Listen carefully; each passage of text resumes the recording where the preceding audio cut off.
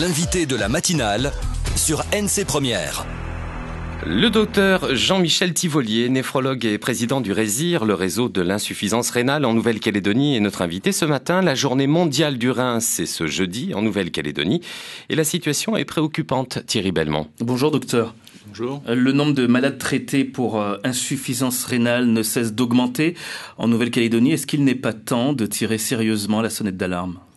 Il est temps. Et si on ne réagit pas assez rapidement, on aura des quantités de patients qui seront absolument importantes et peut-être au-delà des possibilités, disons, financières de traitement.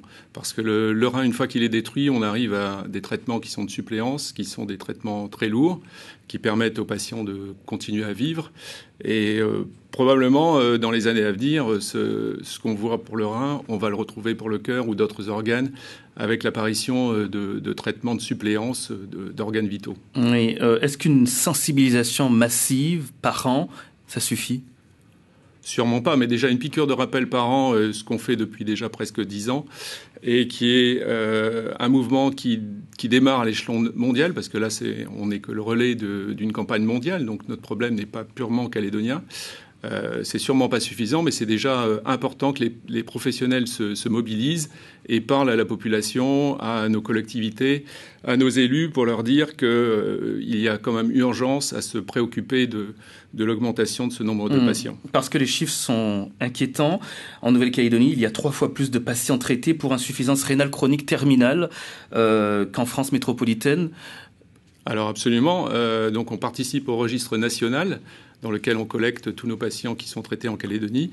Et on peut donc faire du benchmarking, donc se comparer aux autres dom-tom, au territoire national. Et on a des taux qui sont malheureusement des taux absolument effarants. Et on est leader dans le nombre de patients. Et ça continue d'augmenter. Et ça continue d'augmenter, oui. Et cette année, donc, vous associez cette journée mondiale des reins avec l'obésité, parce que c'est un facteur de risque. Alors l'obésité alors il y a une épidémie mondiale donc qui est très bien documentée. Et en Nouvelle-Calédonie, l'agence de santé a bien démontré que le nombre de patients obèses était important, que la perception de l'obésité était insuffisante. Et cette obésité entraîne deux choses. La première, c'est une augmentation de toutes les maladies non transmissibles chroniques, comme le diabète, l'hypertension, la goutte, l'hyperlipidémie. C'est le cercle infernal. C'est un cercle infernal qui effectivement agit sur le cœur, sur les reins et entraîne des dégâts très importants. Et en plus, l'obésité est un facteur d'évolution de la maladie rénale propre, en dehors de ces facteurs comme le diabète et l'hypertension. Oui, c'est l'occasion aussi, avec le rein, de faire une piqûre de rappel, comme vous le disiez, effectivement, sur comment avoir un mode de vie beaucoup plus sain et donc comment éviter certaines maladies. Alors, comme l'obésité avec ces autres maladies comme le diabète, l'hypertension, la goutte, etc., entraîne des destructions rénales, il est évident qu'on a un levier sur lequel on peut agir, donc sur le pourrin, et qu'il faut absolument que la population prenne conscience de sa santé et respecte son corps afin de ne pas arriver à des limites qui sont catastrophiques. Il y a cette indication qui est quand même particulière. 49% des Calédoniens se considèrent en excès de poids. En réalité, ils sont 67% à être en surpoids ou obèses et le risque d'insuffisance rénale chronique est multiplié par 2 en cas d'obésité. Voilà, absolument. Tout est dit sur ces mots.